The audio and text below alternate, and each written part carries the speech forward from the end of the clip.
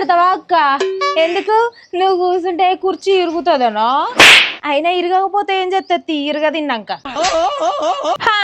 అయినా తినుడు గురించి మీ పెళ్ళం మొగళ్ళే మాట్లాడాలి అవ్వా. 10 కిలోల కూరను 10 నిమిషాల్లో లోడి చేస్తారు, వీళ్ళు చెప్తాళ్ళు ముచ్చట. అయినాక బుత్తంత కూర ఏం చాలుతుంది? మనుషులను కూడా కోసుకొని తినకపోతుంది. మేము మారే మనుషులను కోసుకొని తింటాం కానీ అక్క, బావ తాగి తాగి కడుపులో పేగులు ఖరాబ్ అయినాయి అని బోటి పేగులు తెప్పించినావా? ఒంట్లో ఏం ఖరాబ్ అయితే అవి తీసుకొచ్చి తినిపించేటట్టున్నావు కదా బావకు. నా మొగన్ పేగులు మంచిగానే ఉన్నాయి, నువ్వేమన్నా సొర్రు చూసినావా పేగుళ్ళల్లా? బాగా మాట్లాడతాను. అయితేనే గాని నువ్వేం తెచ్చినవే?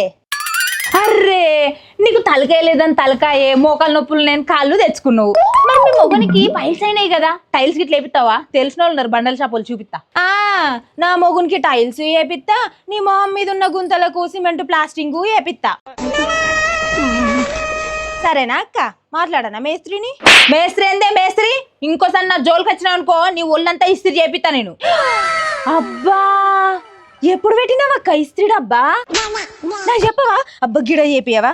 గిడ చేపివా? గిడ కూడా చేపిగో. ఎంత ముడుతున్నది చూడు. ముందు చెప్పవా అక్క, ఇంట్లో ఉన్న బట్టలన్నీ ఇద్దును. బాగా